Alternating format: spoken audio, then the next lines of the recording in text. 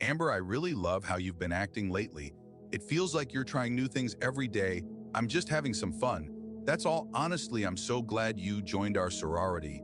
It feels so much nicer with you here. Emily, I'm happy you let me join, of course. I could see some real potential in you the moment we met. Speaking of potential, I saw you in class wearing that new bra girl. They looked huge today. Oh my gosh, this is literally the first time I've ever worn a push-up bra. If my parents ever found out, they would lose their minds. I'm sad your parents are still so strict. Even though you're 19, I know, they act like I'm still a child. I also noticed James checking you out. Yeah, so tell me, are you going to share what you two talked about after class? He asked me out, whoa, after 5 months of staring at you. Finally, what? Because of the push-up? Oh, definitely. Wow, so what did you say? Well, he started by telling me, you look different today, boys, I know. Right, he seems kind of sweet though. So when's the date? This Saturday? You should totally cancel on him. What? No way that would actually work. Guys love it when you keep them guessing. But what if he gets upset? Then he's not worth it? Simple. Anyway, I have something more exciting for us this weekend. What is it? Scott's older cousin is coming to town and he wants to hang out with us. Oh really? How old is he? 50. Wow, that's basically my dad's age. Well, this is what you need. A man who actually knows life. Dad, oh hey sweetie. I was bringing you and Amber some cookies and had a little accident. Sorry about that. It's okay, Dad. Thank you, sweetie. Hey, kiddo. Hey, Dad. New shorts. Yeah. Amber let me borrow them. Amber let you borrow those. Dad, we already talked about this, I know, but I'm trying to fit in. She's my first cool friend. Cool is nice, but you keep pushing to feel older. But life moves fast and you'll grow up on your own when the time is right. Amber seems to have different ideas than we do. She's a good person. She gets good grades. She doesn't do anything bad. Why do you dislike every friend I have? I don't dislike all of them. But since hanging out with Amber, you've been changing too fast. And I've always told you, guys care more about kindness and personality. You don't have to show everything. Dad, times are different now. If I look at old photos of you and Mom, she also wore very revealing stuff. We've talked about that. Sweetie, she was going through a phase. Well, I want to enjoy this phase too. Okay. Changing the topic, what are your plans this weekend? Maybe a date with a guy from class, so you're going out with him. What? I mean, you have a date. And thanks for telling me. I wasn't expecting that. I'm not lying or making things up. It's not fully confirmed. Thank you for keeping me informed, sweetie. That was last week. Now you look like a skeleton. I only lost 2 pounds. Sweetie, nice top. Are you ready for your big date? Yeah. Actually, I'm not going. Why? Amber isn't answering her phone. And what does Amber have to do with your date? I thought you were going out with the boy from class. We were supposed to double date. Sweetheart, you don't need Amber. Just go with the boy. I don't know, Dad. I think I'll just stay home. Movie night with Dad. Huh, yeah, sure. Hey, stranger, come on. Are you mad at me? You made me cancel on James, and then you canceled on me. Scott's cousin suddenly showed up and wanted to hang out with us. You should have told me. I'm sorry, I'm not your boyfriend. Relax, you don't get it. Okay, fine. Sorry, Amber, look, I'll make it up to you. I just need to run to class. I'll tell you everything later. So about earlier, what I wanted to tell you first. What do you think about, well, what, like, would you ever be into that kind of thing? No way, Amber. I've never even been alone with a guy like that. You haven't? No, I was kind of waiting. Yeah, I wanted to save myself. That's sweet and honestly kind of silly. What do you mean? Look, my aunt and even my mom said enjoy your youth while it lasts.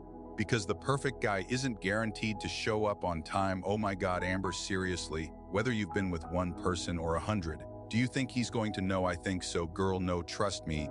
You can say whatever number and they won't care. Wow. So anyway, Scott's cousin, the 50-year-old guy, he invited us to something different in his big house in Pacific Palisades, a mansion. Yeah, he's rich, but this wasn't a normal night. What kind of night was it? An energy gathering. Oh my God, Amber, you went. No, but I didn't want to go with Scott, so I made a weak excuse. But the cousin has been messaging me all week. Scott, no. Scott's cousin, oh, and I want to go, but not with Scott, because it would be weird with my boyfriend there too. I get it. And I don't want to go alone, so you want me to go? Yes, seriously, yes. Come on. I want to make up for last weekend. Plus, we get to wear costumes like eyes wide shut, but prettier. Do I have to do anything? Not if you don't want to. I don't even know how the whole thing works. Okay. I'll think about it, Dad. What are you doing? Hey, sweetie, I'm sorry. I wasn't spying. Exactly, Dad. Okay, fine. Yes, I heard everything. Oh my God, you are not going to some strange adult gathering. Dad, you're too controlling. And now you're spying on me. I said I'd stay home if I had space. But this is too much. I'm moving into a dorm. You can't move out. You don't have your own money and you will never have enough. space, to do reckless things. These aren't the values your mother and I raised you with. I don't want to talk. Are you forcing the door? No. Hey man, what's happening? Are you Simpson? Yeah, that's me. I'm Emily's dad. Who? Sorry, I don't have my glasses from church. You go to church now. I'm even more surprised you don't know your daughter's best friend, Emily. Amber, she has a best friend. Yeah. Amber and Emily are close, and I'm shocked you don't know what Amber is up to. That's good to hear. How's she doing? She's doing fine to some people. But I have a problem. She's been a bad influence on my Emily, and I want you to talk to her. What problem? She dresses too revealing. I don't have that issue with Amber. Miss Fiera Smeeters, what are you doing here? I'm talking to your father. Hey, sweetie. Look at that. Look at what she's wearing. What about it? Her clothes are too tight. She gets that from her mother. Okay, so that explains it. Hey man, relax. You can't control your kid too much. Let them grow. She's not a creature. She's my daughter. What do you mean your daughter invited mine to a questionable type of event? Are you okay with that? Dude, calm down. It's her life. We believe in open values here. Open values? Yes. Don't you think there should be limits? You raise your kid your way and I'll raise mine my way. That's how I know I hit a nerve. Are you okay with your daughter going to a strange party? Seems like you're jealous they didn't invite you. What did you just say? You're lucky my daughter called. Good. I hope she tells you to calm down. You went to Amber's house, yes? How did you know where she lived? I followed her dad. Are you serious? So now I'm the villain. I did this to protect you. Her parents are different from us. Dad, I'm moving out. You're not going anywhere. I can't deal with this. Hey, I'm here to help. Thanks. Now I see exactly why I'm moving out. Young lady, I want you gone immediately. Shut up, old man Amber. You can't talk to my dad like that. He needs to hear it. He's still my dad. You know what I'm going to do? Oh my gosh, stop. You can't ruin your life trying to grow up too fast. Please stop. I'm sorry, I understand. I won't do it again in the end. Jim corrected Amber that day. Emily felt thankful that her dad cared so much and she decided not to leave home. Amber stayed her friend but learned to act more respectfully in Jim's house and not rush into things that weren't meant for her age. She realized life didn't need to be sped up and it was okay to enjoy being young. Hey, I really hope you like this. If you can leave a like and a comment, I would appreciate it so much. I love reading everything you send. Also subscribe to the channel. My daughter started her own channel and you can check her first episode in the link above. If you have kids, they'll enjoy it too. Follow me on Instagram. I reply to everyone there. The room felt too quiet after that moment, like all the sounds in the house were suddenly hiding behind the walls. I stood there breathing slowly, feeling the weight of everything that had just happened pressing on my chest. It was strange how a small misunderstanding could turn into something that pulled every hidden emotion out into the open. And even though I told myself I was fine, my hands were still a little shaky, like my body hadn't caught up with my mind yet. I kept thinking about the way he looked at me before he left the doorway, not angry, not confused, but almost like he was trying to read something inside me that even I didn't fully understand. And that look stayed with me, repeating in my mind like a scene stuck on a loop. I didn't know why it bothered me so much. Maybe because it made me wonder what he thought, or what he believed, or whether he carried a version of that moment in his head that was completely different from mine. I walked to the window, touched the cool glass, and watched the street outside, empty, dim, quiet in an unsettling way. It felt like the whole neighborhood was holding its breath too. And for a second, I wondered if I was overthinking everything, or if the silence around me was trying to tell me something I wasn't ready to hear.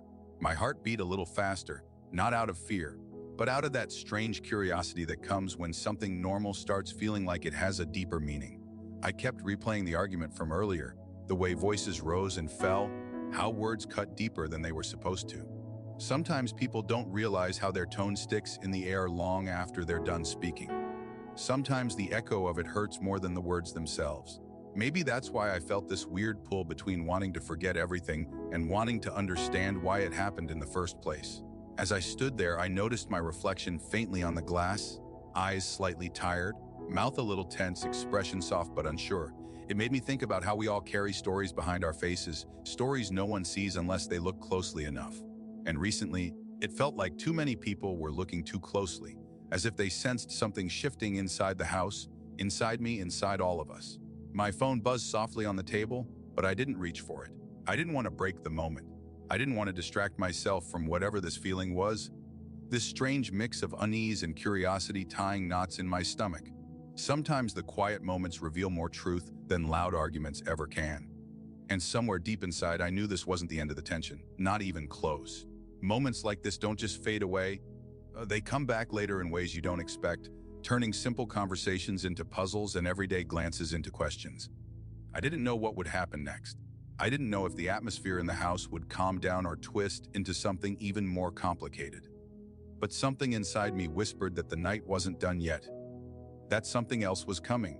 Something I couldn't name, but could feel, like a shadow moving behind a closed door.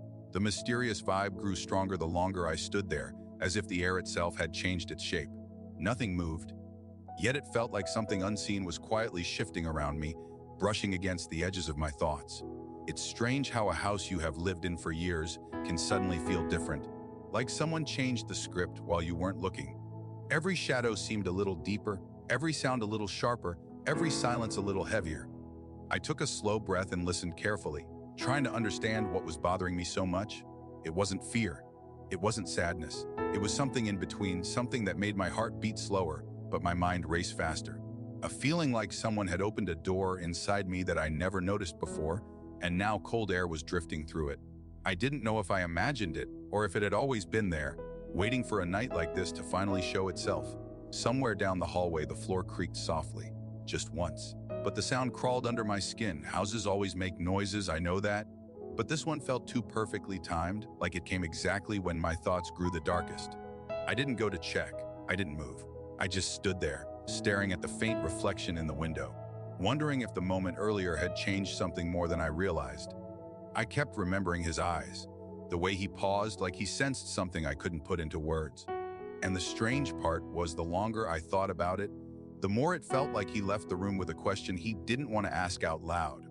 A question that stayed behind with me, hanging in the air like a whisper no one admits hearing. I didn't know what the question was, but I could feel it sitting on my shoulders.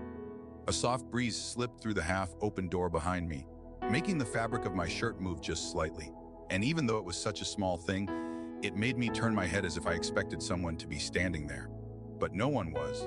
Only the dim hallway and the faint light from the living room, glowing like something half asleep. That's when I realized something unusual. The house didn't feel empty. It felt like someone was watching.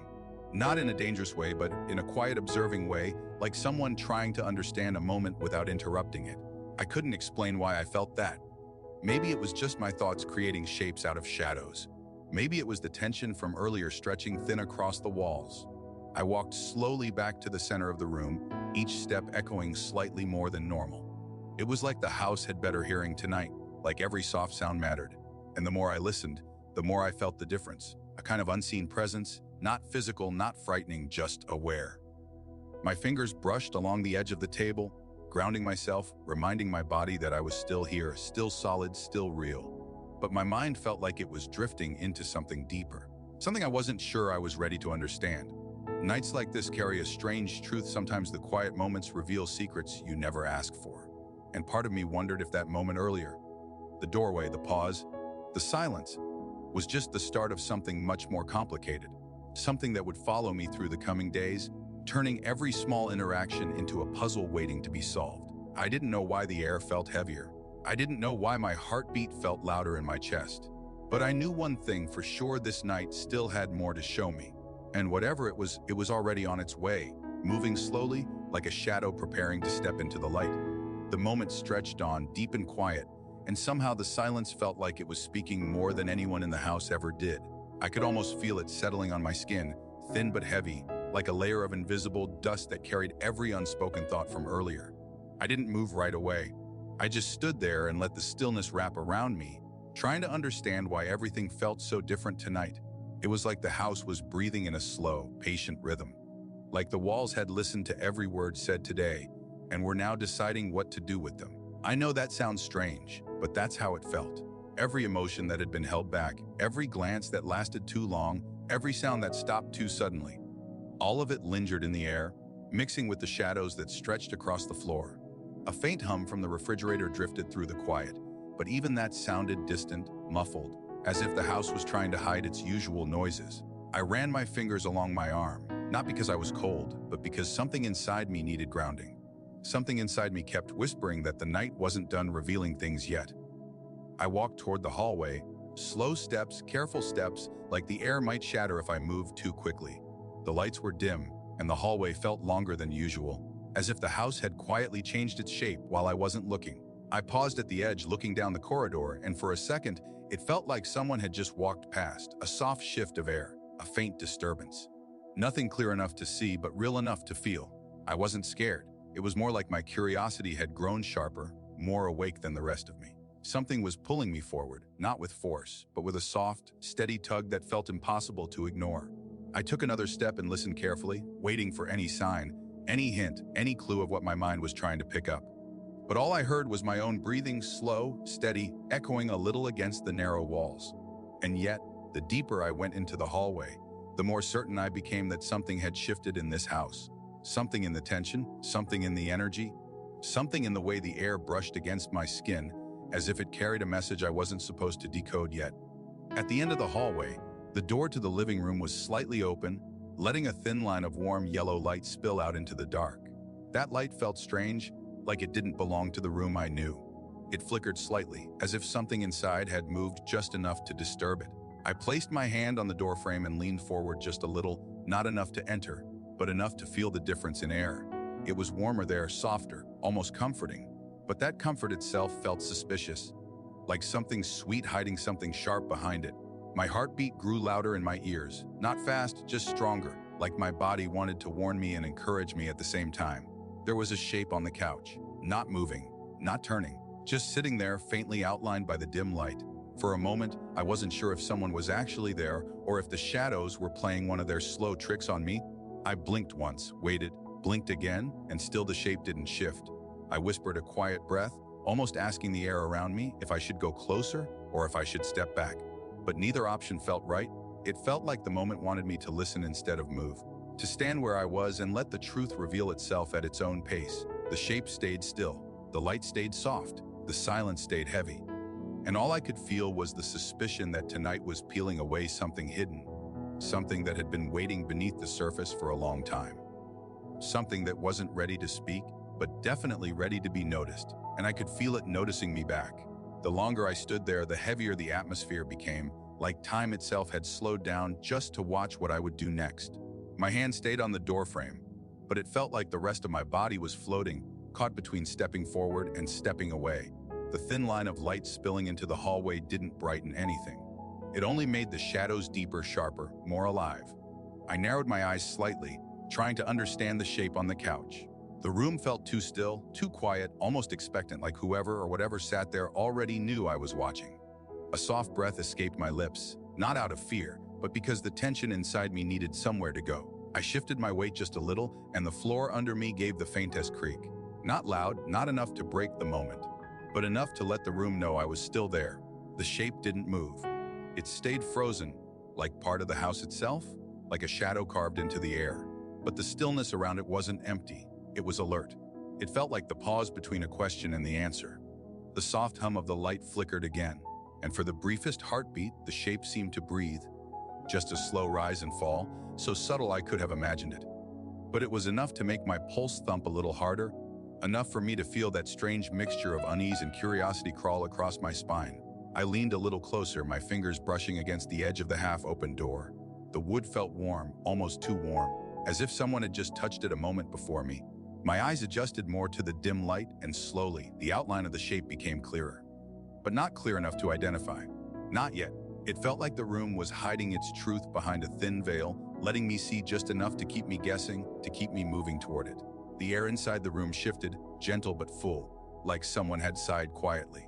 I felt my breath catch in my throat, not out of fear, but because the moment suddenly felt fragile, like if I made one wrong sound, everything would fall apart. I waited, listening. The silence deepened, stretching all the way to the walls, to the corners, to the farthest shadows. Every part of me felt awake now, aware of every sound, every flicker of light, every shifting thought inside my head. My heartbeat wasn't fast.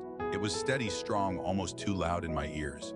It matched the tension in the room, a slow rhythm that filled the space between me and the shape. I took one slow step into the room. The air felt different there.